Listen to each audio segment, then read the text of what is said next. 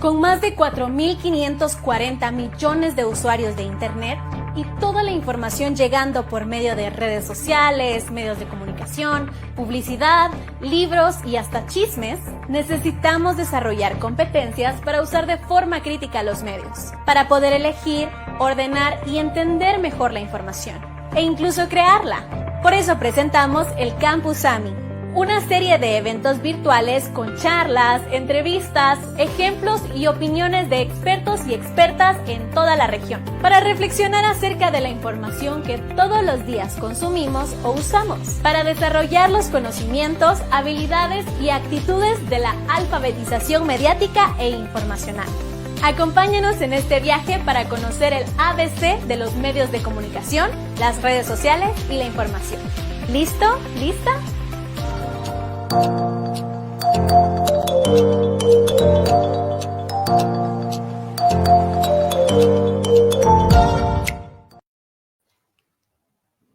Sí, me escuchan, ahí estamos. Bienvenidos al Campus AMI Centroamérica. Esta es nuestra sesión número 11 ya de este encuentro digital para hablar sobre nuestra interacción con los medios de comunicación digitales. Queremos desarrollar estas habilidades, las competencias que nos permitan hacer un uso inteligente de los medios. Aquí, como siempre, conversamos con expertas y expertos, con gente que trabaja en el campo, que investiga sobre el tema, además de apasionados sobre temas de información y de la alfabetización mediática e informacional. Por supuesto, queremos tratar de hacer un diagnóstico siempre de los efectos de nuestra dieta mediática en lo que hacemos todos los días, incluso en nuestra forma de pensar. Uno de esos apasionados, por supuesto, soy yo, Juan Sebastián Gómez, quien les da la bienvenida hoy a esta sesión 11 del Campus AMI. Hoy tenemos dos estudios, dos fuentes de conocimiento muy importantes que yo sé que nos van a aportar mucho al debate, en especial con una coyuntura particular de la que todos hablamos que nos afectó al mundo de manera transversal. Estamos hablando de la COVID-19, del coronavirus, de una pandemia que lleva ya, no sé ya casi cuántos días, meses lleva, parece una infinidad de tiempo, pero que a todos nos ha afectado. Pues hoy queremos traerles dos estudios exploratorios sobre el uso de los medios en dos países centroamericanos, El Salvador y Guatemala. El coronavirus claramente cambió nuestra forma de interacción personal, volcándonos, tuvimos todos que irnos más hacia los medios digitales, no solo para comunicarnos, sino para recibir información. La pregunta entonces, y en esto nos van a ayudar los invitados que, participaron en este estudio, que lideraron este estudio, nos van a ayudar a tratar de generar un panorama, de pintar un panorama sobre cómo cambiaron los hábitos de consumo de medios con ocasión de esta pandemia. Entonces paso a presentarles rápidamente a nuestros invitados de hoy. Empiezo con Amparo Marroquín. Amparo, que ya estuvo con nosotros por allá en una sesión anterior. ¿Me escuchas? Perfecto, Juan Sebastián. Un gusto estar acá de nuevo. Muchas gracias por la invitación. Un total placer. Sé que tienes mucho para contarnos. Yo también estoy muy a la expectativa. Les cuento muy brevemente. Amparo es profesora universitaria, directora de la maestría en gestión estratégica de la comunicación del Departamento de Comunicación y Cultura de la Universidad Centroamericana. Condujo el estudio que nos presentará hoy en conjunto con la Escuela de Comunicación Mónica Herrera de El Salvador.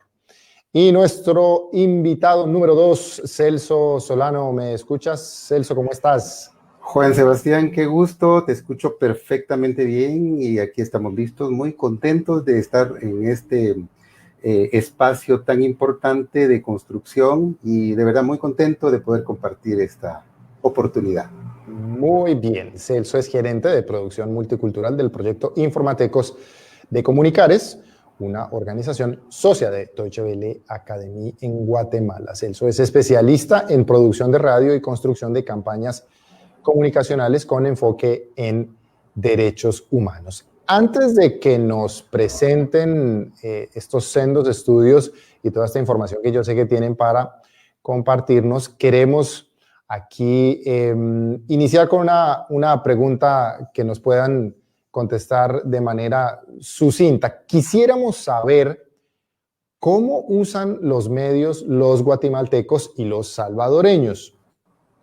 Cuéntenos un poco sobre los retos de la información en sus contextos particulares. Empiezo con Celso.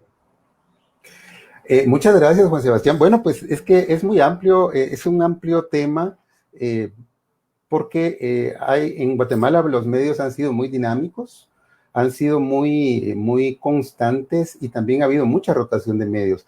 Por tanto, hay bastante consumo de información de parte de todos los guatemaltecos, sobre todo en las áreas urbanas. Las zonas, digamos, de mayor crecimiento, Guatemala pues es un país con diversas realidades sociales, y las áreas urbanas pues particularmente se han caracterizado, Juan Sebastián, por ser críticos, por ser lectores, por ser seguidores, por ser consumidores en diferentes momentos y en diferentes circunstancias. Obviamente, consumimos lo que existe y muchas veces no sabemos consumir exactamente de dónde, pero de lo que hay, consumimos. Es correcto, sí, de lo que hay. A veces es increíble, ¿no? A veces pensar que incluso si hay una oferta o una mayor oferta que antes sobre información, no todo el mundo tiene acceso, no todo el mundo sabe que existe y no todo el mundo sabe cómo consumirla, cómo, digamos, realmente disfrutar el acceso.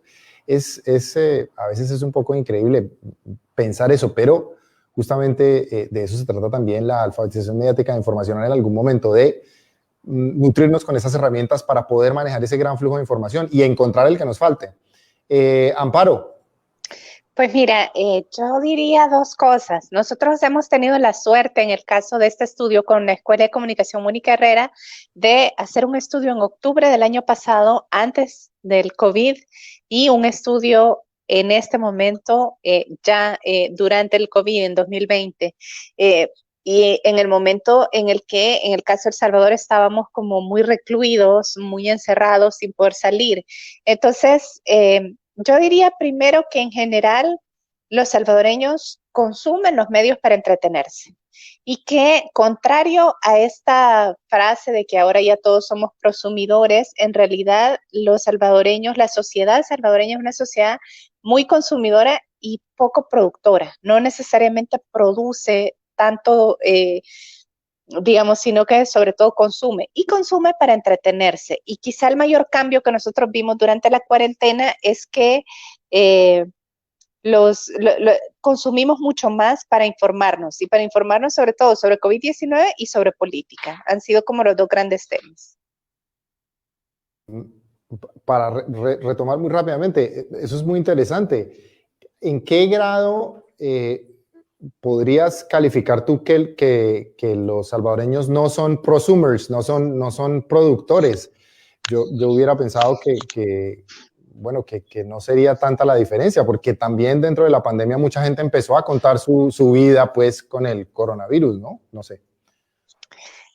Sí, pero digamos, es decir, a ver, ahí lo que nosotros tenemos que pensar es qué quiere decir ser prosumidor. Es decir, me parece a mí que un prosumidor tendría que ver con algo que Celso estaba señalando, es decir, con la posibilidad de llegar a tener un consumo un poco más crítico en la medida en que entendemos la lógica de este proceso de producción. Okay. Y lo que nosotros estamos encontrando, al menos en el caso de El Salvador, es un consumo que no es tan crítico como nosotros habríamos pensado, ¿verdad? Es decir,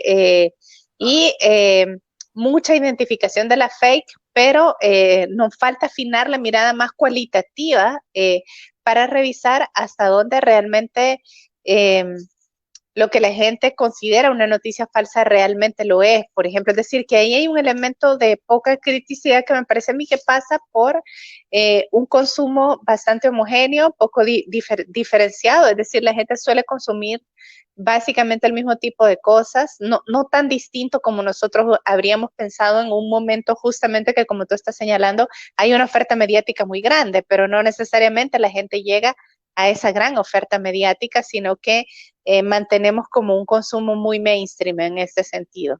Eso es lo que yo señalaría. Muy bien, importante tener esa definición entre prosumidor y consumidor que tú das. Me parece que esa definición, y claro, lo planteaba también Celso, le da una profundidad al análisis tremenda, porque yo tenía en mi cabeza, claro, aquel que sube un video no siempre clasifica dentro del concepto, es más bien el que entiende de una forma crítica y puede discernir mucho más de ese mundo de conocimiento que hay en la red. Sí, solo un detalle más, no me imagino, pero digamos, si yo subo un video de qué es lo que yo he desayunado hoy, yo eso no lo calificaría tanto como ser prosumidor, ¿no? Es decir, en cambio, si yo subo un video haciendo un análisis sobre lo que está diciendo Pfizer sobre la vacuna, por ejemplo, de pronto a mí eso me parecería mucho más interesante en términos de audiencia. Ya. Por supuesto. Bueno, perfecto. Además, Amparo, en eso vas al punto. Muy bien, quedó claro ese concepto. Ok, irnos con el estudio como tal, con sus datos. Quisiera saludar a la persona que está encargada de nuestra memoria Doodle el día de hoy, Gabriela Racines. Hola, Gabriela, ¿cómo estás? Hola, ¿cómo están? Muy bien, ya estamos listos. Luego volveremos a ver cómo va esa memoria. También decirles que tanto la memoria que nos va a traer Gabriela en este formato mucho más didáctico, como la extensión total de este encuentro y de esta conversación que vamos a tener aquí, la pueden encontrar en la página de la Deutsche Welle Academy, en el canal de YouTube de Deutsche Welle Academy y en la página oficial del Campus AMI. Muy bien, estos eran los avisos, digamos, logísticos que teníamos. Entonces ahora diría que pasemos ya, quizás empecemos con Celso, que nos cuente su experiencia y nos ayude un poco a ver cómo han cambiado estos hábitos de consumo durante la pandemia. Adelante. Muchas gracias, Juan Sebastián. Pues en realidad aquí podemos hablar de dos momentos, la percepción que tenemos de las cosas y otra de las mediciones que realizamos en el estudio, que son diferentes. En el caso de las percepciones, podríamos decir que la pandemia en realidad, pues se dieron, yo creo que se dieron cambios en todo aspecto. Incluso debemos diferenciar dos momentos. Yo creo que una es los que residen en áreas urbanas y los que residen en áreas rurales. En el caso de las áreas urbanas, pues yo creo que todos salimos menos. Ahora yo digo que comemos más, ¿verdad? Tal vez comemos diferente. Hemos cambiado hábitos en ese sentido. Tal vez ahora comemos más saludable que antes porque hay un poco de mayor tiempo para hacer ese tipo de detalles. Y pues han habido ciertos cambios en la vida urbana. En la vida rural también han habido cambios. De hecho, en Guatemala la limitación fue solicitada y ordenada por parte de las autoridades como un toque de queda. Es decir, después de determinada hora nadie circula.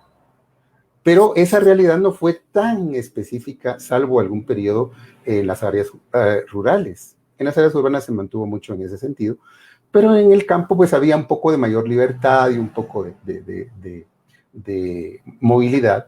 Así que el confinamiento tal vez fue menos drástico en las áreas rurales que en las áreas urbanas. Tal vez ahí siempre, y aunque se sigue insistiendo, todavía no es el uso de la mascarilla como es obligatorio en Guatemala, como se solicita en Guatemala, pues allá sí se usa. Pero hay momentos en los que se flexibilizan más los detalles y eso es parte de lo que ha cambiado.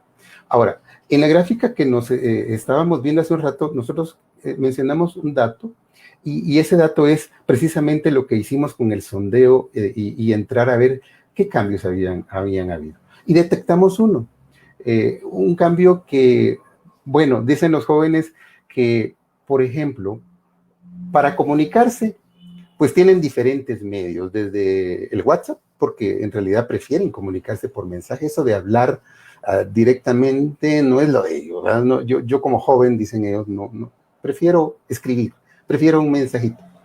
Pero la pandemia trajo esta realidad de que debemos comunicarnos ahora por videoconferencia, y entonces ese detalle de la videoconferencia es algo, podríamos llamar nuevo en la pandemia.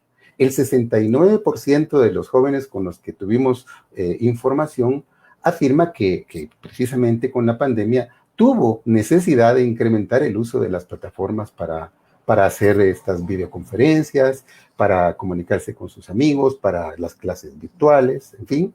Y de esa cuenta es que le llegó a conocer las plataformas. La que más conocen es WhatsApp, 46%, pero ahora conocen Zoom y conocen Meet de Google, por ejemplo, son de las tres que mencionan más como el primer cambio que la pandemia trajo como diríamos, como un hábito nuevo, que si bien ya lo tenían, Juan Sebastián, pero no tan arraigado como llegó con esta pandemia.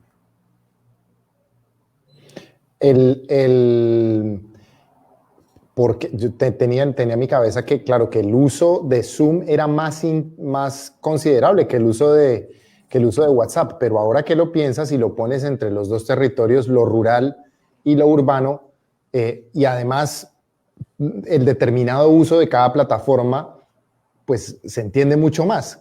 Nunca hubiera pensado que claro, que WhatsApp es el más fácil porque es el con el que convivimos a diario. Antes que Zoom pensaría alguien se usa más para, no sé, hablar con el familiar que está lejos ¿no? Y esto en un contexto urbano, muy interesante. Y es que en realidad lo que contribuye a eso es que el WhatsApp está en el teléfono, que es el aparato que realmente tienen en la mano. Muchos no tienen el acceso tan práctico o fácil a la computadora, y entonces en el teléfono ya hay WhatsApp, usemos WhatsApp. Y por eso es que creo que el número refleja esa importancia que se le da a esta plataforma de mensajería por encima de las otras plataformas que se han identificado mucho más como plataformas para videoconferencias, videollamadas, como que le da un toque un poco distinto. En cambio, WhatsApp es más normal, más común, más a la mano. Correcto, no quería interrumpirte en la presentación de todo este levantamiento de datos. Sigue, por favor, queremos saber todo sobre el estudio, también los tipos de levantamiento de datos. Es decir, tú sigue, que estamos aquí escuchándote. Pues muy bien, pues bueno, en realidad a mí me parece realmente valioso esta información de cómo han ido incursionando en cosas nuevas, cosas novedosas. Y la verdad es que cuando, así como en esta ocasión que hemos tenido oportunidad de platicar y de preguntar y de que los jóvenes puedan expresarse, es también algo, diríamos, nuevo, porque han podido ir sumando sus opiniones.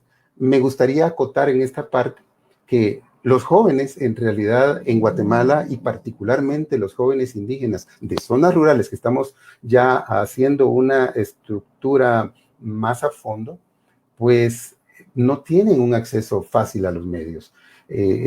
No han tenido tradicionalmente, se ve el medio como algo muy, muy, muy lejano. Y cuando se les pregunta, pues evidentemente empieza a reflejar que esa distancia existe. Y justo un poco es lo que vamos a ir viendo más adelante sobre estos datos que vamos a compartir con ustedes, porque es interesante ver cómo los jóvenes han ahora, porque la generacionalmente ahora es posible ser, como decía Amparo muy bien, ser más partícipes del hacer de los medios. Eso suma a algo muy importante en este debate, porque antes éramos solo consumidores, solo recibíamos, solo receptores, pero ante la posibilidad que abren ahora las tecnologías, pues antes ser productor de un medio de comunicación cualquiera que esté fuera requería preparación, tiempo, muchas cosas. Hoy se requiere mucho menos cosas, más que bueno, un teléfono, una computadora, ya podría empezar a ser partícipe. Y por eso ese concepto de ser prosumidor, como lo mencionaba Amparo, es algo que cada vez se convierte, está más al alcance de muchas personas, y los jóvenes no son la excepción. Me gustaría dejarlo por acá para compartir también con Sí, Amparo. claro, también. Bueno, entonces quizás Amparo nos puede contar la misma, responder a este mismo contexto, quizás los tipos de levantamiento de datos y en general también como el contexto amplio del estudio en el que participaste. Claro, con gusto, Juan Sebastián. Mira, nosotros hicimos un estudio, como contaba, terminó siendo un estudio comparativo, lo cual me parece que ha sido una riqueza. Y fue un estudio como muy clásico, digamos, muy descriptivo, y que no iba solamente tratando de mapear el consumo de los jóvenes, sino en general de la sociedad salvadoreña. Déjame decirte que uno de los grandes problemas que nosotros hemos tenido en el país es que sabemos muy poco de la manera como consumimos, cómo nos situamos frente a los medios de comunicación, porque los estudios que se hacen acá son todos privados. Los hacen casas de publicidad y los venden, entonces nunca tenemos acceso a datos. Entonces hicimos 1.500 encuestas,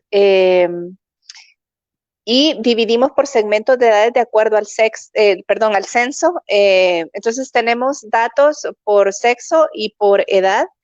Eh, a nivel nacional. Entonces, bueno, ahí pueden ver algunos de los datos que nosotros tenemos. Lo que nosotros descubrimos para el caso de la pandemia es que el consumo sigue siendo ante todo un consumo audiovisual, ¿sí? Es decir, y esto en todas las edades, en general en la población salvadoreña. Bueno, ahí están viendo la muestra que nosotros hicimos de 1.547 encuestas, que es una encuesta a nivel nacional, y ahí la tienen por edad, de acuerdo a los datos del censo, como nosotros teníamos que hacerla. Tenemos un grupo de jóvenes de 16, 17 años, otro grupo hasta los 29 años, y después ya tenemos adultos y gente de la tercera edad. De alguna manera incluso para comparar, es decir, por ejemplo, estas preguntas de los jóvenes consumen de manera distinta a los adultos, todo este tipo de cuestiones nosotros intentamos revisarlas. Y entonces, bueno, empezamos a encontrar varias cosas. Algunas de estas cosas que empezamos a encontrar tienen que ver, por ejemplo, justamente con esto que Celso estaba señalando, de un aumento muy grande del consumo de Internet durante la cuarentena. Digamos, yo solo añado algo más a lo que Celso ya estaba señalando, que es que lo que nosotros encontramos es que este consumo estaba muy vinculado al tipo de oferta que las telefónicas hacen a la sociedad acá. Es decir, y eso incluso independientemente de la edad, ¿verdad? Es decir, digamos, hay una serie de aplicaciones que las telefónicas te dicen, esto es gratuito, yo no le voy a cobrar datos, usted lo puede usar incluso cuando se le acaban los datos. Entonces, WhatsApp, por ejemplo, Facebook, son aplicaciones gratuitas y son entonces las aplicaciones más usadas. Otro dato que nosotros encontramos, y con eso me voy a ir quedando, es que el consumo audiovisual era en general lo que más se consumía, tanto en redes sociales como, digamos, en Internet, como en los medios más tradicionales. Es decir, teníamos un consumo muy alto y esa es la gráfica que están viendo ustedes en este momento. Nosotros preguntamos, a ver, ¿a qué medios le dedica más tiempo? Y entonces nos dijeron, primero, YouTube, bueno, lo que más se ha consumido durante la pandemia han sido plataformas de streaming de pago. Eso nos ha llamado mucho la atención en el caso de la sociedad salvadoreña en general. Si ves, sobre todo plataformas de streaming tipo Netflix, HBO, Amazon Prime, es lo que más se ha consumido. Después, sitios gratuitos disponibles como YouTube. YouTube siempre está muy alto. Después televisión por cable y finalmente televisión abierta. O sea, han sido como los elementos audiovisuales más consumidos. Y esa gráfica que ustedes tienen en este momento justamente muestra si este consumo aumentó durante la pandemia. Y el consumo que más aumenta durante la pandemia es, en efecto, el consumo audiovisual en Internet. Digamos, ahí tú puedes ver entre la gente que dice, mire, mi consumo aumentó un poco y aumentó considerablemente, tenemos casi a toda la gente. Muy interesante. Bueno, estoy tratando de procesar esta cantidad de datos que nos van a ir presentando. Dentro de esos datos, ¿se puede saber algo más del tipo de consumidor? Tú dijiste que tenían diferenciación de sexo y edad. ¿Hay alguna correlación entre el tipo de plataforma usada y la edad, por ejemplo? Pues mira que, a ver, en general, menos de lo que nosotros habríamos pensado. A ver, como no estoy yo ahorita poniendo esto, si alguien me puede poner el consumo de contenido audiovisual por Internet, donde dice si ha consumido y qué es lo que ha consumido por edad. Si no, se los cuento. A ver, mira, por supuesto, nosotros podíamos ver que el segmento a menor edad, mayor consumo de audiovisual por Internet. Sin embargo, la gente de 60 años o más, que uno pensaría, bueno, esa gente realmente mira mucho menos, está en 66.8% de consumo, es decir, que tiene un consumo alto, considerablemente alto en Internet. Y cuando nosotros preguntábamos, por ejemplo, a ver, me voy a ir, la participación, ahí está, mira, el consumo de contenido audiovisual por Internet, en realidad la diferenciación no es muy grande. Preguntábamos si había participado en eventos virtuales, digamos, en general en consumo audiovisual, y tenemos esto. Vámonos a una que dice participación en eventos virtuales, si la pueden encontrar. Esa gráfica nos llamó mucho la atención porque sí nos da una diferenciación. Cuando nosotros le preguntábamos a la gente si ha participado como público en algún evento virtual de tipo cultural durante la pandemia, lo que nosotros encontramos es que la gente que más ha participado en eventos culturales, académicos o artísticos durante la pandemia es la gente de 60 años o más. Y el resto ha participado menos en eventos virtuales. Claro, nosotros asumimos que ahí porque tienen menos tiempo, tienen más teletrabajo y entonces el consumo de plataformas, como decía Celso, tipo Zoom, Google Meet ha aumentado, pero para hacer teletrabajo, no para hacer consumo de entretenimiento, que es lo que nosotros mirábamos en este sentido. O sea, lo que ustedes miraron concretamente fue en el campo del entretenimiento. Esa era otra pregunta que tenía. Bueno, vimos también la información, pero digamos que ahorita te doy esos datos y después vamos a lo otro, para que Celso nos cuente. Claro, no, sí, porque estaba pensando que ir quizás de una vez con los principales hallazgos, pero Celso, antes de ir con eso, sí sería interesante que nos contara sobre todo lo correspondiente a la edad, tipo de consumo y un poquito de detalles más.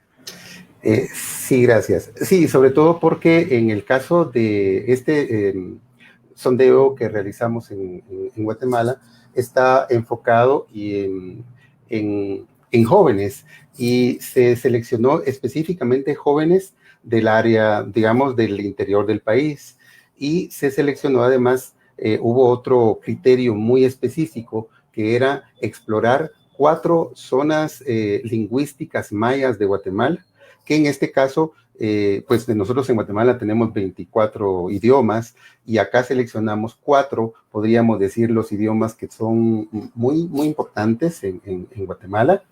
Y dentro de estas regiones se segmentó de la manera en que estamos viendo en la pantalla. La técnica de realización de esto fue que se realizó un acercamiento con las comunidades, se hicieron alianzas interinstitucionales en las localidades que hicimos el estudio y luego elaboramos una encuesta que fue totalmente digital. Esta encuesta digital estuvo circunscrita a jóvenes que estuvieran entre los 15 y los 23 años de edad. La muestra consideraba que fueran representación de género exactamente igual, 50-50. Sin embargo, a la hora de las respuestas, pues como siempre, hay veces el género femenino es más activo que el masculino en algunos aspectos, y este no fue la excepción. Así que mujeres respondieron más la encuesta que hombres, en esa proporción de 63% mujeres, 37% hombres. Y además se hicieron grupos focales con la idea de profundizar un poco más en esos detalles que pudieran complementarse, por un lado, y por el otro, porque también era una manera de ir relacionando lo que teníamos de un lado y lo que teníamos del otro. Entonces, en total, nosotros tuvimos una muestra de 361 jóvenes en las 4 áreas lingüísticas, de las cuales se eligieron, este es un dato muy importante, se trató de que la mitad de la muestra procediera de áreas urbanas y la otra mitad de la muestra procediera de áreas rurales. Y ese objetivo se logró. Eso entonces nos da la idea de que lo que nosotros obtuvimos fue o es el reflejo de lo que están sintiendo específicamente nuestro público objetivo, que en este caso serán jóvenes entre 15 y 23 años. Les quiero mostrar, tengo un mapa que me gustaría compartir con ustedes de dónde están ubicadas las comunidades.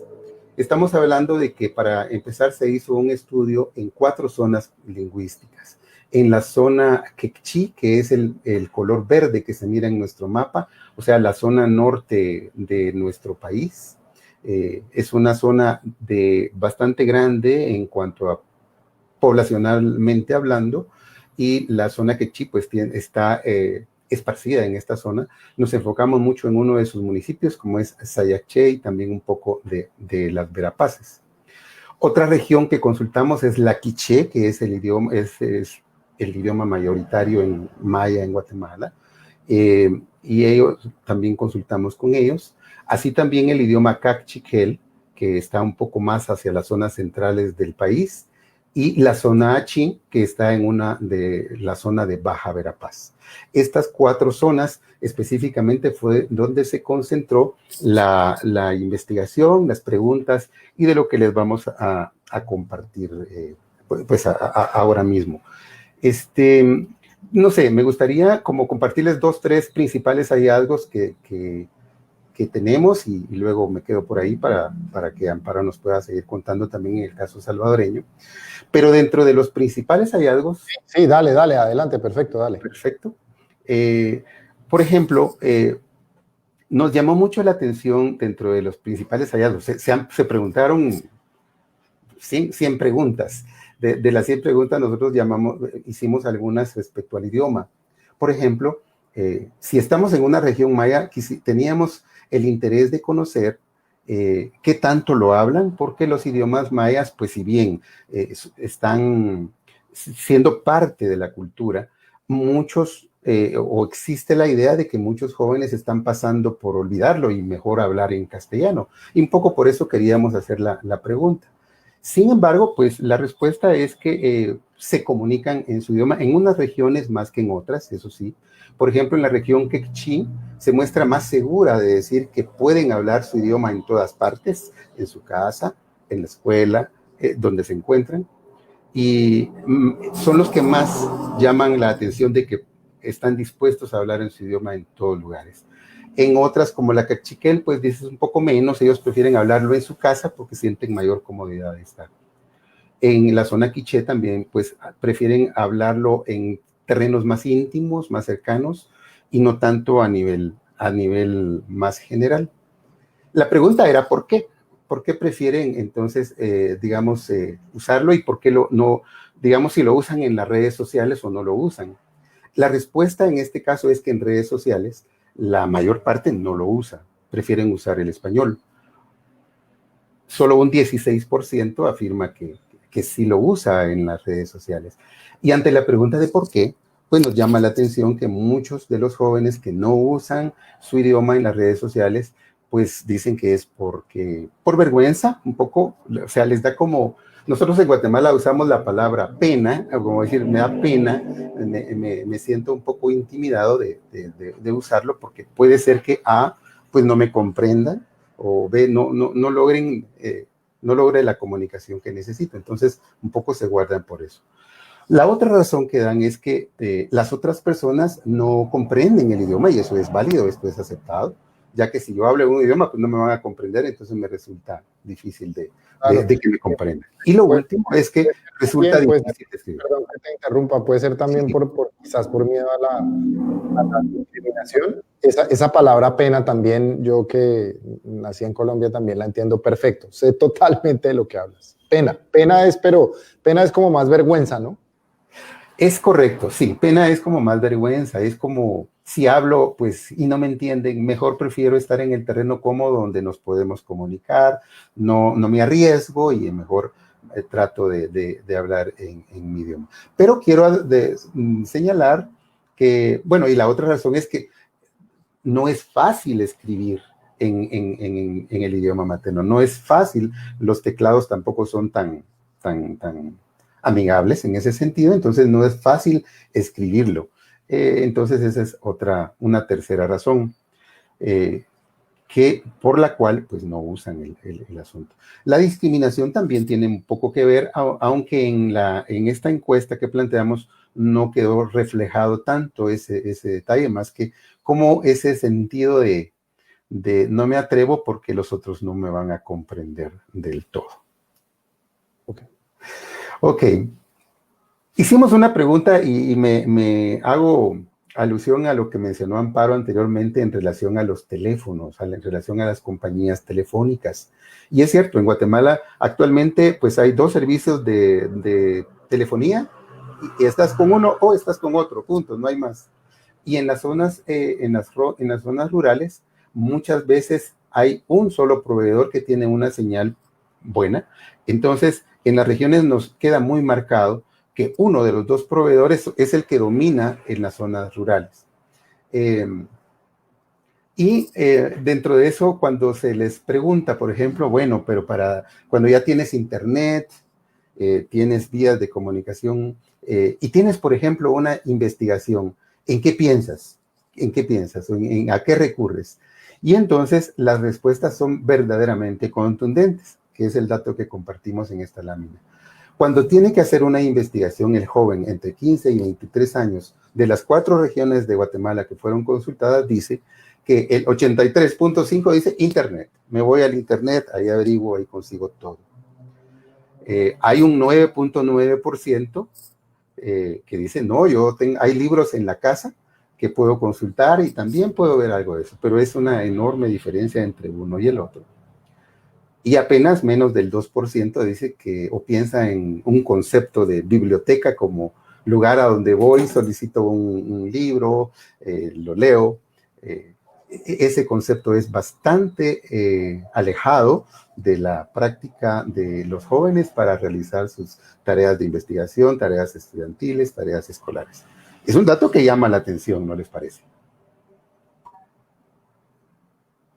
Muy interesante. Claro, también tiene que ver también el tipo de capital cultural al que tienes acceso, ¿no? Si seguramente tienes el dinero para costearte una biblioteca en tu casa, quizás tus necesidades son allí diferentes. Ahí está nuestra memoria Doodle, antes de que siga Celso. Muy bien, ahí la vemos. Recuerden que toda esta memoria, así como esta conversación que estamos teniendo acá, la pueden encontrar después, si no la alcanzan a ver hoy, o si saben de alguien que le puede interesar, pues le pueden referirlo a la página de la Deutsche Welle Academy y la página del Campus AMI. Más adelante en los insertos les pondremos la página del Campus AMI. Bueno, me dicen aquí que hablemos, que le preguntemos a Amparo rápidamente por sus técnicas de investigación, que queremos saber cómo es adelantar una investigación durante una pandemia. Esto debe ser muy complicado. Bueno, básicamente hicimos algo muy parecido a lo que Celso está contando. La encuesta fue toda digital y la corrimos en distintos lugares del país, sobre todo a partir de contactos, es decir, una técnica básicamente de cascada y de ir monitoreando que estábamos cubriendo las cuotas, la cantidad de personas que nosotros teníamos que tener. Esto sí nos lleva a un problema que nosotros no conseguimos resolver, que es nosotros no tenemos diferenciación entre este es el consumo urbano y este es el consumo rural. En el caso de El Salvador, además, tenemos el problema que digamos, la frontera entre lo rural y lo urbano, si nosotros le preguntamos a las personas, ¿usted vive en un territorio rural o urbano? Por clasificación territorial podría resultar que es un territorio que nosotros sentimos que es rural o lo vemos rural, pero la gente nos dice, no, este lugar es urbano, ¿no? Entonces decidimos no hacer este tipo de diferenciación y completamos esto no con grupos focales, porque en el caso de El Salvador, contrario a lo que pasó en Guatemala, que lo que tenían era un toque de queda, en el caso de El Salvador nosotros tuvimos una cuarentena estricta, es decir, no podíamos salir. Entonces, en este caso, se hicieron encuestas y se hicieron entrevistas. De nuevo, hicimos dos entrevistas a hombres y mujeres por cuotas de edad para poder tener un poco más de conocimiento de qué es lo que estaba pasando con ellos. Entonces, esa fue básicamente la metodología que nosotros seguimos en este estudio. Bueno, y esto también es muy, muy recursivo y funcional y bueno, y los resultados pues hablan por sí mismos. Muy bien. Invitar a las personas que están con nosotros acompañándonos a este evento a que nos cuenten cómo cambió su vida digital durante y después de la pandemia.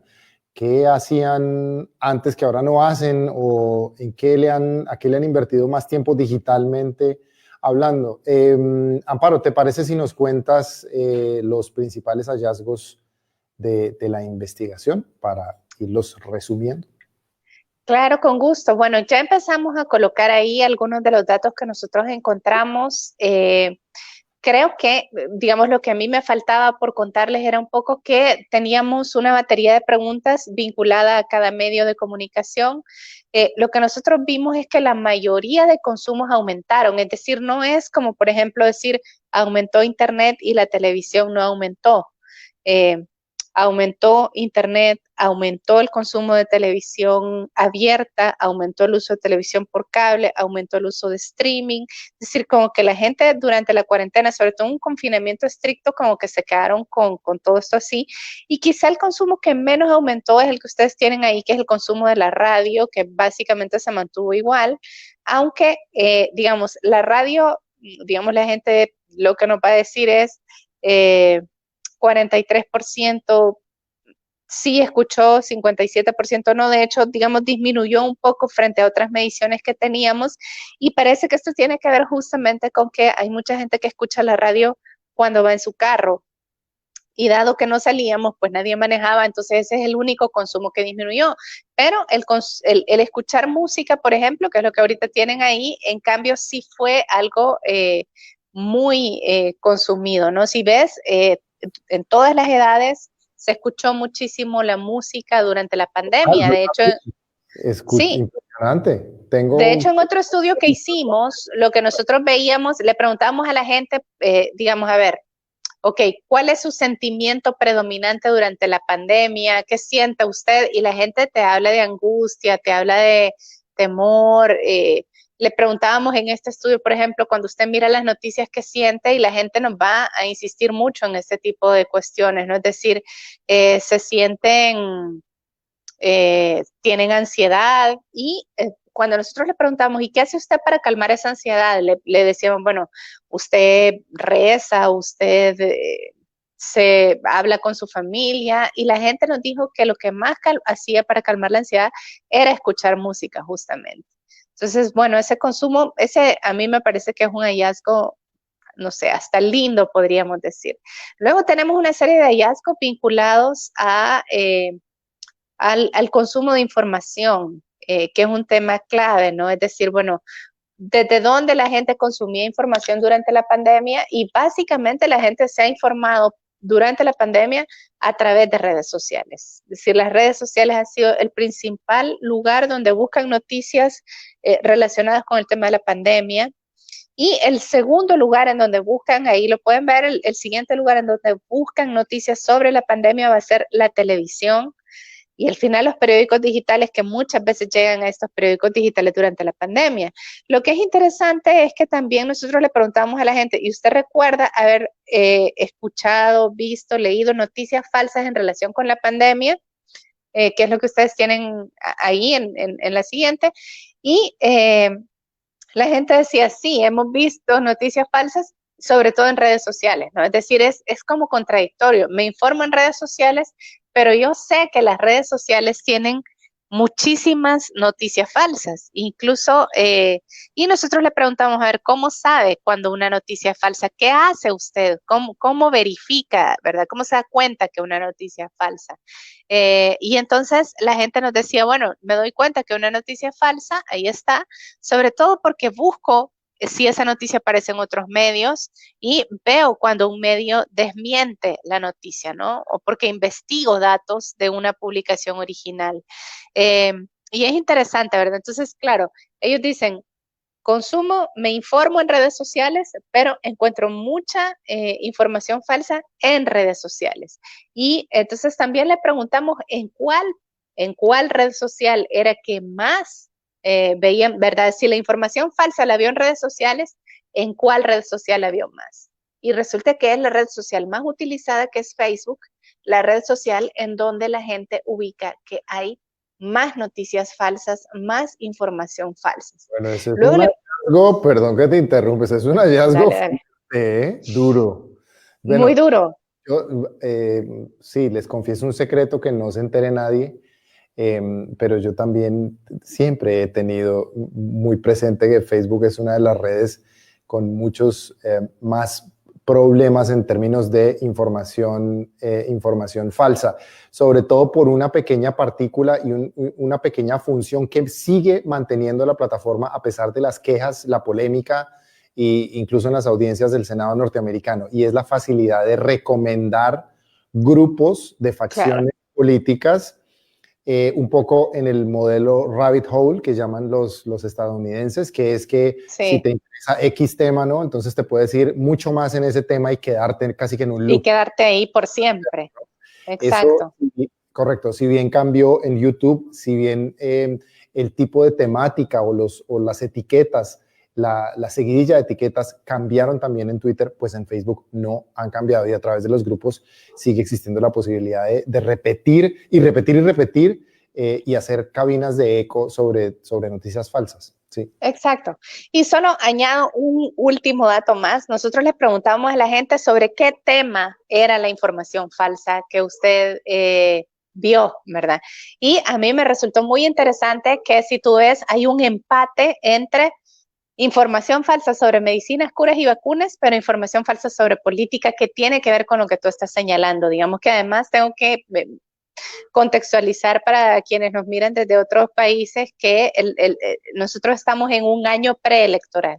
Entonces, de alguna manera, la gente como que está muy clara que aquí hay una especie de campaña adelantada, es decir, que la pandemia tiene que ser tratada de esta manera, ¿no? Entonces, me parece que por ahí van muchos de los hallazgos y que, como bien estaba señalando, este tipo de datos nos permite imaginar ya hacia dónde tenemos nosotros que focalizar los procesos de alfabetización mediática, que es justamente para donde nosotros queremos ir con este estudio, ¿no? Este estudio lo que nos permite es eso.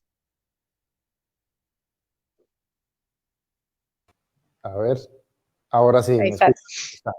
Eso que acabas de plantear me parece que debe ser el siguiente punto de nuestra conversación. Sin embargo, quiero preguntarle a Celso si tiene algún otro de estos findings, de estas como conclusiones claves que quiera compartirnos. Sí, claro que sí. A mí me gustaría compartir un poco los números que nosotros obtuvimos de lo que los jóvenes opinan de cómo es la relación con los medios, básicamente lo que son pues, los medios que nos han acompañado durante tanto tiempo, la prensa, la radio, la televisión y los medios digitales. Hablando primero del primer tipo de medios, hablando sobre la televisión. nosotros hicimos un poco el cruce y buscando el enfoque que Amparo nos compartía, solo que nosotros por el lado de qué tanta confianza le daban los medios, hicimos la siguiente consulta y lo que resulta es lo siguiente. Le preguntamos qué tanto ve, por ejemplo, televisión, qué tanto escucha radio, qué tanto ojea un periódico impreso y qué tanto ojea los medios digitales.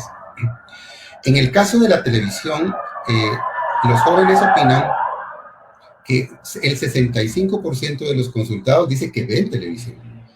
El 71% dice que oye radio. Eso es un dato muy importante. El 58% acepta que echa un vistazo, por lo menos echa un vistazo a algún periódico, ¿sí? No dice, no afirma que lo lee, dice que le echa un vistazo. Igual, como que pasa las páginas de los medios digitales un 25%. Pero aquí lo que queríamos también era averiguar, bueno, lo ve, lo escucha, lo lee, pero qué tanto está él creyendo lo que está recibiendo o ella.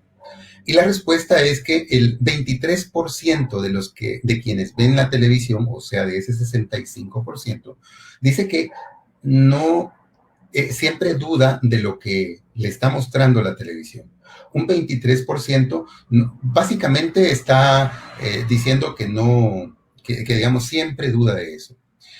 Ese nivel de desconfianza, podríamos llamarlo así, por ejemplo, es bastante menor en la radio, porque si lo vemos, los que dudan de la radio es un 9%, dudan, digamos, de los medios impresos un 16%, y dudan de los medios digitales un 14%. Va coincidiendo un poco con que la percepción que desde las plataformas digitales tienden a tener el mayor margen un margen de desconfianza. No obstante, en Guatemala, la televisión no es el medio que genera mayor certeza. Ya consultados directamente sobre, bueno, si usted duda, pero ¿en qué confía o cuánto confía? Y del consultados sobre la televisión, los jóvenes opinan solo el 13% confía. Es decir, es un porcentaje bastante bajo el que confía en lo que ve en la televisión, lo que le cuenta la televisión. El 30% siente más confianza de los productos que escucha en la radio. El 34% confía en los productos que le ofrecen los medios impresos. Y el 25% confía en lo que le están dando los medios digitales. Esto, digamos, suena muy interesante porque si consideramos que el factor o el medio que menos desconfianza le da es la radio, y cuando se le pregunta de confianza es uno de los que puntea, pues suena de verdad como que la radio sigue manteniendo su fortaleza en las comunidades rurales de nuestro país. Muy, digamos, como ilustrativo de lo que ocurre en los medios tradicionales. Ahora, les cuento, ¿qué opinan de las redes sociales? Bueno, de las redes sociales dicen más o menos lo siguiente. Esto lo encontramos en esta lámina que ya estamos viendo. Le preguntamos, ¿se ha registrado y tiene una cuenta en dónde? Y entonces el 68% de la muestra dice que tiene su cuenta, por lo menos está registrado en Facebook. Además de Facebook, puede estar en Instagram, 21%, o en TikTok, 7%, o en Twitter 4%.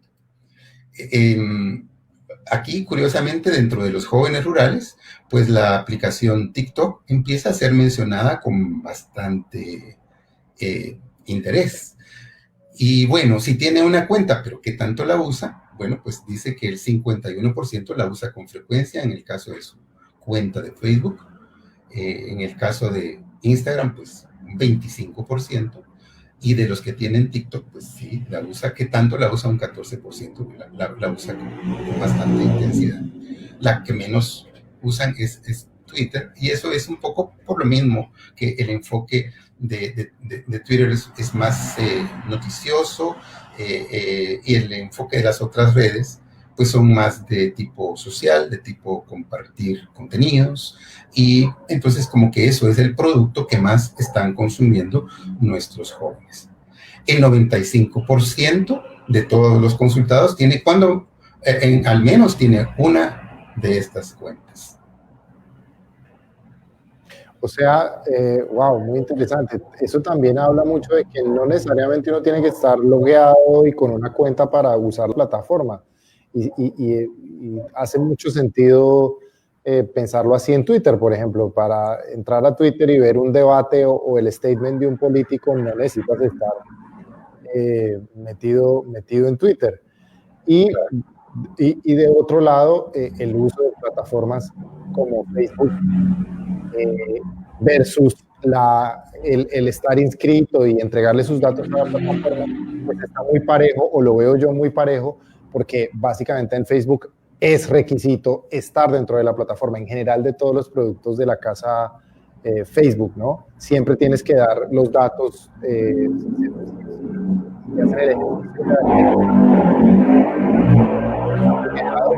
siempre va a haber un momento en donde la plataforma te va a pedir, ¿no? Que te va a pedir tus datos. Muy bien. Tengo aquí una información muy importante porque ya vamos llegando al final. Es destacar que el Campus AMI es apoyado por la Organización de Estados Americanos y la UNESCO. Este 2020, una vez más, la UNESCO organizó la Semana Mundial de la Alfabetización Mediática e Informacional, la Global Milk Week, que recién terminó el pasado 31 de octubre, y el Campus AMI, por supuesto, formó parte de esta serie de eventos mundiales. Muy bien, no sé si Celso tiene algo más que agregar de sus findings, o estamos. Bueno, me gustaría, quizá para concluir esta presentación, como compartirles un poco los datos que nos dieron los jóvenes respecto al uso de sus contraseñas, que me parece que es un tema pues muy importante, porque pues nos da a ver cómo están usando el tema de las contraseñas, un tema tan importante en el asunto de la alfabetización mediática e informacional. Un dato que nos da la encuesta es que el 25% de los consultados dice que usa la misma contraseña en todas sus redes sociales. Un 9% de los consultados usa una contraseña en la cual puede combinar letras mayúsculas, letras minúsculas, números y signos para elaborar su contraseña. De esto, un 9% nada más usa este tipo de filtros. El 54%, por ejemplo, se le consultó, y eso dio el dato, de que tuvo la necesidad de abrir una nueva cuenta porque no pudo acceder a la cuenta original porque olvidó la contraseña y no hubo manera de poder recuperarla. Entonces, bueno, la desecho y creo una nueva. Fue la solución que encontró el 54% de los jóvenes. Y para llevar registro de las contraseñas, el 57% las memoriza, las guarda en su backup, y apenas, digamos, un 18% dice, lleva una lista escrita con sus contraseñas. Hay alguien más que dice que puede llevar una lista digital en algún lugar, en algún sitio digital, pero el 57% la lleva acá. Lo cual, pues, nos muestra que hay una ruta en la cual ir caminando para poder avanzar en este tema de la alfabetización mediática, que parte un poco de, digamos, que tanta certeza vamos a ir logrando en el manejo de nuestra información en la nube. Creo que me quedaría por ahí, Juan Sebastián. Listo, muy bien. Bueno, antes de seguir con Amparo y con esa última mención que hizo, que creo que va a ser el final, y lo planteo de una vez para que se lo vayan pensando, cómo le ayuda toda esta gran cantidad de información que ustedes recabaron al diseño y la implementación de un plan de AMI, de alfabetización digital. ¿Para qué nos sirve eso? De manera muy coloquial, toda esa gran información tiene que orientar, como lo dijo Amparo, algún tipo de acción o en perspectiva, unas claves para poder llevar a cabo esa acción. Pero antes, me dicen que alguien de las personas que está viendo este evento y compartiendo con nosotros tiene una pregunta en relación con la radio. Y quería saber de Celso y de Amparo, ¿por qué la radio tendría números tan diferentes en términos del consumo en los dos países. Yo me atrevo a ofrecer una posible respuesta y es que tiene que ver con que lo rural está incluido en la ecuación de Celso y tal vez en la de Amparo no, y ahí se altera el consumo. ¿Puede ser? Si quieren empiezo. Gracias. Yo pienso que esa es un poco la explicación. En las áreas rurales, las formas de entretenimiento siguen siendo bastante limitadas. La cobertura de Internet sigue teniendo bastante limitación para poder ofrecer otro tipo de productos de entretenimiento. Y entonces, pues, ¿qué nos queda? Tenemos radios que nos transmiten, radios comunitarias que nos están transmitiendo diferentes contenidos, incluso en nuestros idiomas maternos que se hablan en las regiones guatemaltecas. Entonces, todos esos factores contribuyen a que un medio como la radio, que puede abrirse de espacio en diferentes maneras, hacen que mantenga su hegemonía en estas regiones rurales. Evidentemente, me considero que habrá una diferenciación si hiciéramos una medición en zonas más urbanas del país. Creo que empezaría a aportar datos diferentes. Pero en este caso, considerando que nosotros estamos enfocados en el estudio y conocimiento de los hábitos de consumo de los jóvenes de nuestras regiones, pues para nosotros era muy importante determinar cuáles son los medios a los cuales ellos tienen acceso, a los cuales disfrutan hacerlo o a los cuales pues lo hacen. Y entonces, por ese aspecto considero que puede darse alguna diferencia. E insisto, probablemente si hacemos una medición considerando las zonas más urbanas de Guatemala, puedan cambiar la tendencia. Muy bien. Ok, bueno, yo sé que tienen ustedes bastante información sobre, bueno, varios temas. Amparo, ¿tendrías algo más de estas informaciones que compartirnos? Sí, quizás, bueno, a ver, voy a puntear muy rápidamente tres cosas. La primera, en relación con lo que Alfonso está señalando, un saludo a Alfonso y muchísimas gracias por la pregunta. Alfonso es una persona dedicada justamente a la producción audiovisual y uno de los mejores editores con los que yo alguna vez tuve la suerte de trabajar en una cuestión muy chiquita que seguro él ya no se acuerda. Pero el tema de la radio, yo creo que en el caso de El Salvador nos falta afinar un poco más la pregunta y como bien estaba señalando Celso y como estabas diciendo tú, el tema de lo rural y lo urbano me parece que afecta, pero también añado una hipótesis que nosotros deberíamos corroborar posteriormente. A mí me parece que en el caso de El Salvador, procesos como la migración han acelerado mucho la penetración de los teléfonos celulares inteligentes y entonces la convergencia del consumo en un solo aparato hace que, digamos, cuando nosotros le preguntamos a la gente si usa radio, suele pensar en el aparato y no necesariamente en escuchar radio, por ejemplo, digamos, o se han movido el consumo de música hacia YouTube o programas de radio desde el teléfono celular. Entonces, a mí me parece que ahí quizá tendríamos que afinar para revisar si en efecto el consumo de la radio está así. Cuando nosotros hicimos el estudio, en realidad nosotros esperamos incluso que saliera más bajo la radio y no salió tan bajo como lo esperábamos, pero puede tener que ver con eso. Esa sería una cosa, y para cerrar, digamos, dos cosas más. Una, que le preguntamos a la gente justamente el tema de cómo preferiría tener capacitaciones sobre alfabetización mediática, que a mí me parece clave, y la gran mayoría dijo que quieren capacitaciones online a través de YouTube y a través de esos espacios asincrónicos, es decir, no conectarme en un momento particular, pero sí tener disponible un espacio al que yo pueda recurrir para entender mejor lo que está pasando con las noticias falsas y lo que está pasando en general con el consumo mediático.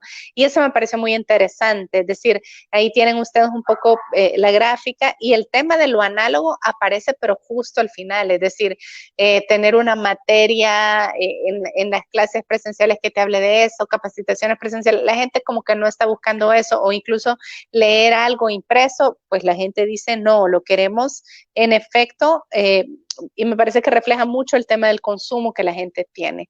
Y lo último simplemente era una cuestión más, como ya estamos cerrando, de agradecer primero el espacio de invitación, pero sobre todo agradecer a Deutsche Welle Academy la posibilidad de llevar a cabo este estudio de consumo durante la pandemia, que para nosotros ha sido muy clave, y agradecer al equipo, a William Carballo, que es investigador de la Escuela Mónica Herrera, y a los estudiantes que nos apoyaron, a Doris, a Graciela, Laura, Jackie, Franchella y Emerson, que son las personas que realmente han llevado a cabo este proceso de levantamiento durante la pandemia, que ha sido un reto, como bien decíamos. Ya con eso cierro. No te preocupes. Luego siempre si la cosa se pone buena, sacamos tiempo para extender como sea. Bueno. No, simplemente, Amparo, tiene que ver también el tema de la radio y luego lo que planteaste sobre la naturaleza del consumo, pienso yo, se me ocurre con el tipo de plataforma. Es decir, para los periodistas, por ejemplo, siempre estuvo muy claro que te enterabas más rápido de X noticia en la radio. Luego, en la tarde o en la noche, veías un poquito la información más desarrollada en la tele. Y al otro día, ¿verdad? Tenías el periódico. Análisis correcto en el periódico. Ahora, yo no sé si eso tenga también un poco que ver, ¿no? ¿Qué tipo de consumo queremos? Yo me conecto a la radio simplemente para saber rápido qué pasó y luego, ¿no? Sí, pero digamos, ahí no mostramos nosotros el tema de la diferenciación por edad, ¿verdad? Pero la radio sí es un consumo que sube con la edad. Y ahí hay un montón de razones, es decir, por ejemplo, en entrevistas que se hicieron, nosotros podíamos ver que las personas de mayor edad tienen a veces, voy a decir, cosas muy coyunturales, como problemas de visión, ¿no? Entonces prefieres la radio porque la estás escuchando, pero la gente más joven no, la gente más joven, la inmediatez no la piensa desde la radio, la piensa desde las redes sociales, para saber qué fue lo que pasó, para saber no sé, sobre las elecciones de Estados Unidos, que en este país se han seguido como más que las nuestras, creo yo, la gente buscaba las redes sociales, no solía buscar la radio o en menor medida la televisión sigue siendo, me parece a mí, clave en este sentido, pero sí creo que también tiene que ver con que la gente, digamos, el consumo que hace de radio, en el caso de El Salvador, es mayoritariamente para música, no lo usas tanto para noticias. Sí, correcto. Creo que si hiciéramos un estudio sobre radios comunitarias nos saldría otra cosa. Claro, también estaba pensando justo en eso, en la naturaleza exactamente de los medios y también que claro, dentro del internet también tienes una serie de formatos adicionales. Yo no sé qué tanto un podcast podría calificar como radio, si el podcast, por ejemplo, sale de la radio y no es consumido en vivo. Bueno, estos son retos de la investigación. Quería, porque tenemos un poquito más de tiempo y yo sé que Celso también tiene información al respecto. De tu percepción, pero también de los datos del estudio que ya nos compartiste hablando sobre las razones y un poco como sobre los sentimientos y las sensaciones que está teniendo la gente dentro de la pandemia.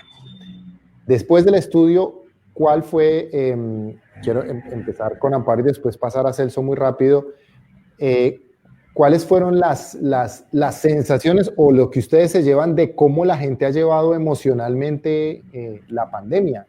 Tú mencionaste que, Amparo, que la gente se había volcado a escuchar música, por ejemplo, pero ha podido, es decir, ¿qué más han podido recabar en términos de eso, de cómo estamos viviendo emocionalmente esta pandemia? Amparo.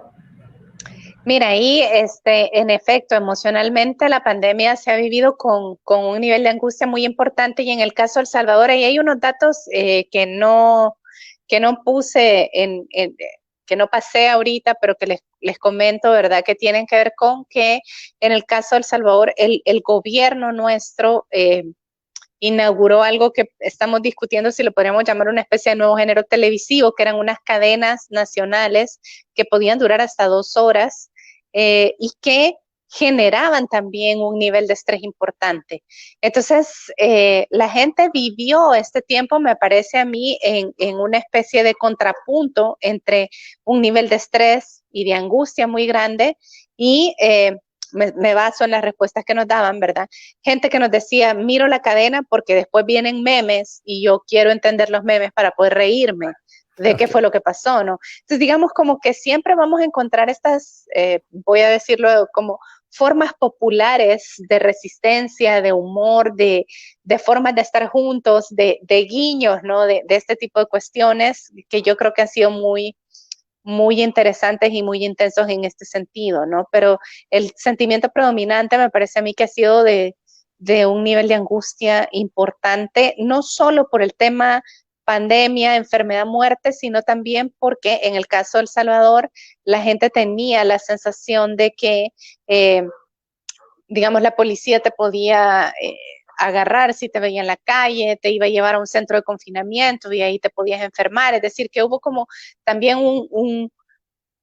en el ordenamiento que se intentó hacer del confinamiento, hubo un nivel importante de amenaza y de temor en este sentido. Muy bien. Celso, entonces, ¿qué y básicamente eso. Sí, ¿qué ha recabado tu investigación en ese tema, en ese respecto? Bueno, creo que la sensación de temor es algo que se extiende a los jóvenes con los que se estuvo en conversación. Además, pues nosotros como Asociación Comunicares realizamos algunos conversatorios respecto al sentir de los jóvenes en esta época de pandemia y cuál ha sido, digamos, como sus preocupaciones. Y una de las cosas que detectamos, pues, fue ese sentido de inseguridad o de miedo ante la incertidumbre. Un reto, indudablemente, que han tenido los jóvenes es quedarse en casa tanto tiempo, probablemente compartiendo con la familia que durante tanto tiempo no había oportunidad de hacerlo. Y ahora pues era necesario. Incluso competir por los espacios, ¿verdad? Probablemente alguien esté en la sala, pero cuando voy al comedor también hay alguien en el comedor. Salgo al patio y también hay personas en el patio. O sea, ese tipo de situación generó un cansancio, un estrés y como cierta ansiedad de, ¿cuándo termina esto? El ciclo escolar en Guatemala no se recuperó y no se recuperará sino hasta 2021. El ciclo escolar ya se dio por terminado en Guatemala y será hasta el próximo año donde se volverá a retomar el tema. Significa que los jóvenes en Guatemala de final de octubre a enero era el único tiempo que permanecía en casas en sus lugares de residencia, haciendo deporte, jugando fútbol, haciendo diferentes cosas. Pero ahora es un periodo sumamente largo, sumamente extendido, que indudablemente ha generado ese estrés que estamos haciendo alusión y que sí efectivamente se percibe como una preocupación importante de los jóvenes.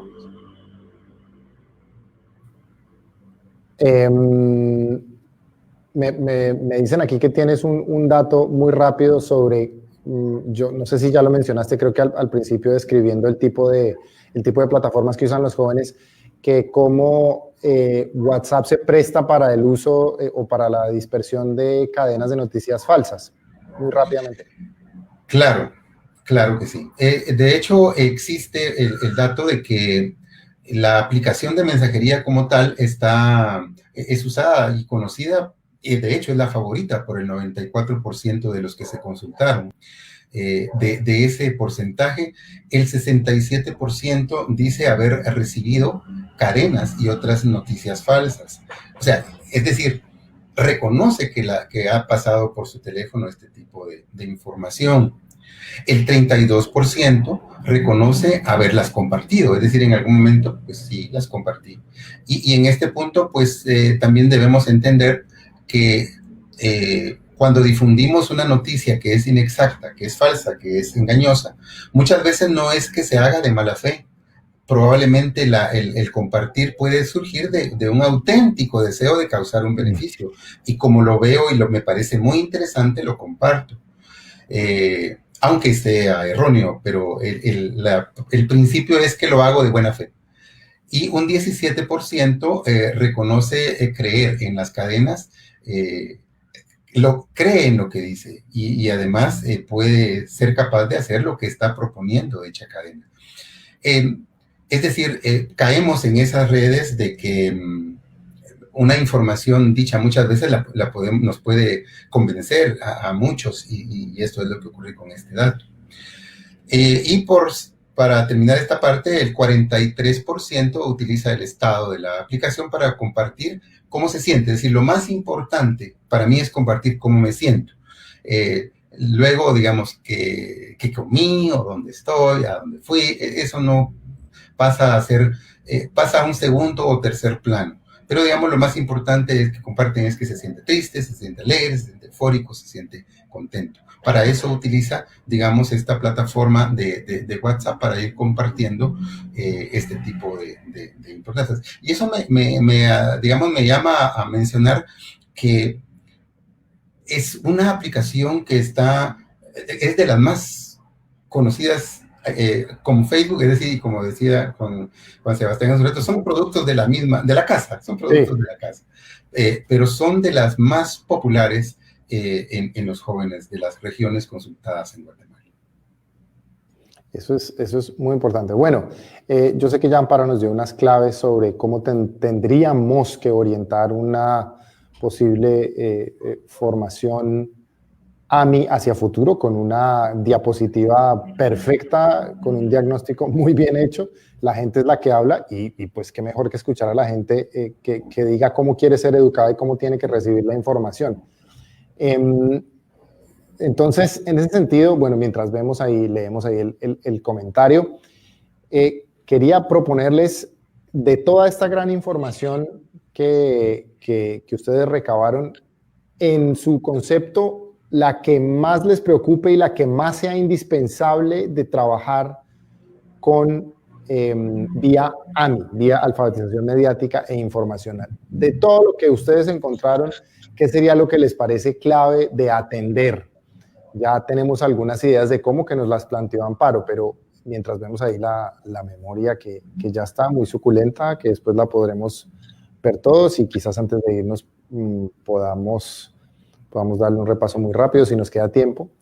Pero esa sería la pregunta final para concluir un poco, que ustedes hicieran así, como dicen los estadounidenses, el cherry picking, y nos contaran qué es lo que más les llama la atención y cómo sería posible trabajarlo. Amparo.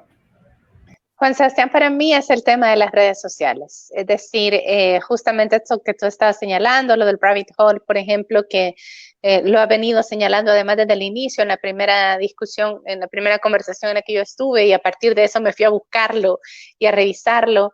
Es decir, entender la lógica y la manera como están funcionando las redes sociales y cómo circula la información o la desinformación a través de esto.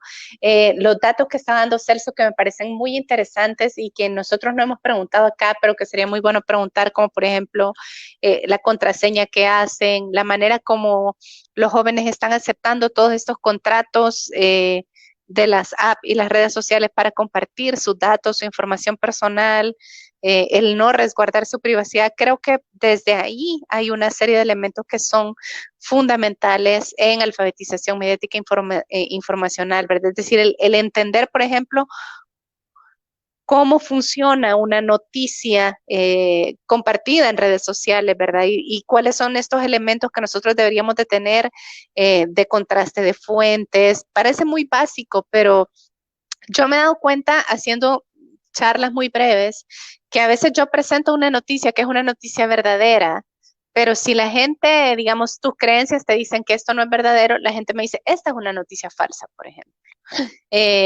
Si es una noticia donde la fiscalía está haciendo una investigación sobre un político y ese político nos cae bien, la gente nos dice, esta noticia es falsa. Es decir, hacemos una lectura muy emocional y muy poco justamente alfabetizada. Creo que ese es el tema clave, al menos en la sociedad salvadoreña en este momento.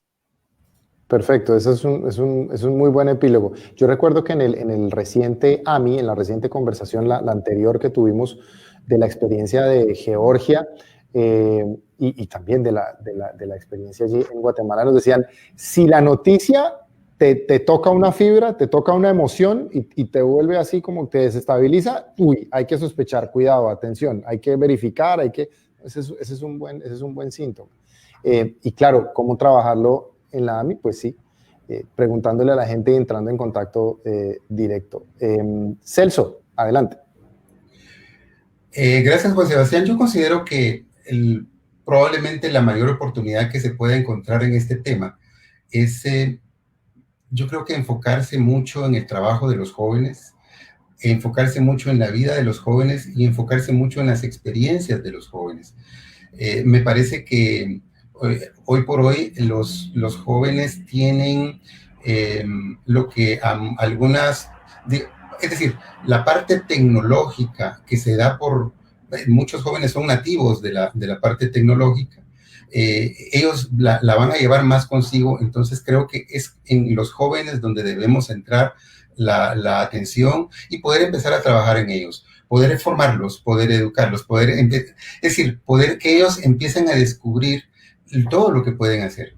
Nosotros tenemos un dato por acá en donde mencionamos que tradicionalmente los jóvenes, en el caso de las poblaciones rurales guatemaltecas, han tenido poco acceso a los medios o han tenido nada de acceso a los medios. Y hoy por hoy, como lo mencionábamos al inicio, pues hay posibilidad de que todos seamos productores de contenidos. Podemos serlo.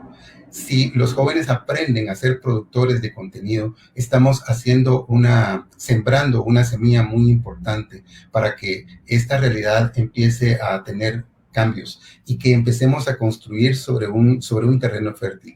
Hay cosas que no vamos a poder corregir, pero creo que si sembramos en la juventud, son ellos los que van a ser capaces de empezar a cambiar esa realidad y poder diferenciarlas.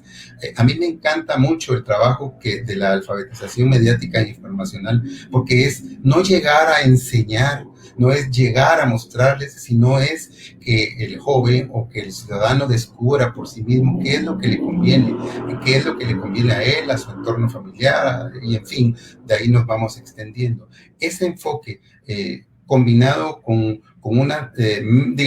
con métodos adecuados en los que pueda ir combinando esa curiosidad nata con una capacidad propia de producir, puede hacer una gran diferencia y no a largo plazo, a un plazo muy, muy considerable, podemos empezar a ver cambios. Yo veo con mucha emoción cómo en las comunidades en las cuales actualmente ya estamos haciendo incidencia, empezando a tener incidencia, se pueden apreciar productos elaborados de otra manera, con un enfoque que realmente causa entusiasmo y de saber que se pueden construir cosas diferentes. Yo creo que si algo me deja la experiencia de este mapeo de opiniones de los jóvenes es que hay una tierra fértil sobre la cual se puede trabajar y construir una gran obra. Genial idea para el final. Que además qué inspirador, porque, hombre, ya está claro. Parece que este decálogo estuviera listo para presentárselo a alguna autoridad que tuviera algún tipo de competencia y poder decirle, dentro de su programa académico queremos formar consumidores que produzcan de manera crítica y que entiendan de manera crítica. No es difícil, lo decía Amparo, a veces es simplemente repasar las cosas básicas y tener la voluntad de hacerlo, de ir allá, de llegar al lugar y hablar sobre el tema y mostrarle la realidad a la gente, que la gente seguramente puede decir, como lo dijo Amparo, eso es una noticia falsa, mucho más fácil de lo que nosotros pensamos. Muy bien, Gabriela, ¿te animas a narrarnos tu doodle rápidamente? Claro que sí. Bueno, la cantidad de información que hemos tenido hoy es bastante amplia. Tenemos como muchos datos específicos, pero bueno, aquí podemos empezar revisando sobre todas las cosas que pasan los jóvenes indígenas. Por ejemplo, que prefieren mensajes a conversaciones, pero que con el tema de la pandemia fue cambiando bastante este movimiento para hacer videollamadas. Los jóvenes creo que siempre hemos sido como un poquito tímidos. También el consumo de los medios sea, nos damos cuenta de que El Salvador y Guatemala son más consumidores de entretenimiento y todos los retos que ellos se enfrentan a la hora de recibir información, ya sea por WhatsApp, ya sea por Facebook, ¿no? Ya que en estos lugares se reciben la mayor cantidad de información falsa y realmente la gente no tiene mucho esta costumbre de revisar. También tenemos aquí los retos que se enfrentan 4 comunidades lingüísticas al ver que es difícil encontrar información en su idioma y que también no pueden utilizar su idioma libremente, ya sea con otras personas o en el uso de redes, ya que sufren de discriminación. Tienen miedo o lastimosamente no encuentran información en redes. También me llamó bastante la atención que, claro, como la información, básicamente la mayoría de información que encontramos es en web, la investigación en biblioteca es bastante limitada, ¿no? Luego seguimos con lo que se realizan las encuestas en medios digitales, en técnicas de cascada, cómo se utilizan los diferentes medios y cuál es la versatilidad de cada uno de los medios. También hablamos de algo súper importante, que es justo las emociones y cómo se han tratado de trabajar estas emociones y cómo han afectado también el manejo de medios. Entonces, se ve que la gente prefiere escuchar música para aislarse un poquito de todo lo que es el temor, la angustia y la ansiedad, el cansancio, el aislamiento que ha producido la pandemia. Emociones que también a la gente como que le nubla un poco el pensamiento y no se da cuenta de que mucha información que están recibiendo no necesariamente es real y solo genera un círculo vicioso de más emociones. Una parte muy bonita que ha sido como resultado de esta pandemia es justo el tema de estudios a través de Internet, que se han estado abriendo en diferentes aspectos y también en la radio. Y a la vez terminamos con algo súper importante, que es el uso de la radio. Y ahí es justo lo que decía Amparo sobre si es que es una radio comunitaria, pero la radio mantiene su fortaleza en las comunidades rurales en Guatemala y el uso de la radio va aumentando con la edad, ¿no? Entonces, aquí vemos el porcentaje de jóvenes indígenas encuestados que tienen en cuenta información en Facebook, ese 68%, 21% tiene en cuenta el Instagram, 7% TikTok y 4% tiene en cuenta en Twitter. Entonces, nos damos cuenta que la información es más recibida es justo audiovisual. A través de esto nos damos cuenta de lo importante que es la alfabetización mediática, ya que el uso de claves seguras, noticias falsas, afecta tanto a los jóvenes indígenas como adultos. Y de ahí, por último, vemos todo lo que son el trabajo y los compromisos y los retos también a los que se enfrenta AMI. Se enfocan en el tipo de vida y las experiencias de los jóvenes, que es importante para ayudarles a descubrir lo que pueden hacer en espacios digitales. Y hermoso lo que dijo Celso, los jóvenes aprenden a ser creadores y son un espacio son una semilla para crear nueva información e información real, ¿no? Bueno, ese sería como el resumen total de esta conversación tan bonita que hemos tenido hoy. Muy bien, gran resumen, wow, súper completo, muy bien. Bueno, pues ya vamos llegando al final. Nos queda un comentario por ahí que tenemos de alguien que participó con nosotros. ¡Uy! Dios, ¿me ven ahí? A ver, ahí. Uf. La pandemia cambió de manera un poquito drástica el uso de las redes sociales. Yo diría que muy drástica. Y de los medios tecnológicos. Antes de la pandemia usaba menos algunos medios, en especial redes sociales. Y la cancelación de clases presenciales me obligaron a estar en las redes casi todos los días. Ese es un testimonio que a muchos nos pasó, incluso yo. Yo también me inscribí a unos cursos porque soy un curioso sobre todo de este tema. Y he tenido que estar sentado horas y horas frente a Zoom.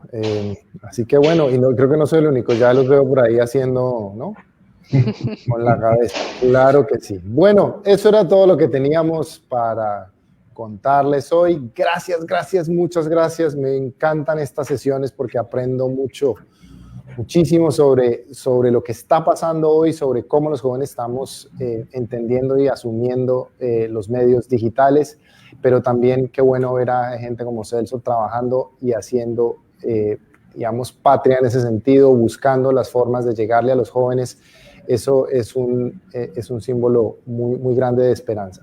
Entonces, a Amparo Marroquín, que su saber nos ilumina mucho, a Celso, que su trabajo y su saber también nos han aportado mucho el día de hoy, a todos ustedes los que estuvieron con nosotros, pues muchas gracias por haber compartido este espacio AMI, Campus AMI Centroamérica. Volveremos muy pronto con otro tema, así que no se lo pierdan, sigan en contacto en la página de Deutsche Welle Academy y en la página del Campus AMI va a estar grabada esta sesión para que la consulten más adelante. Nos vemos en una próxima ocasión. Chao.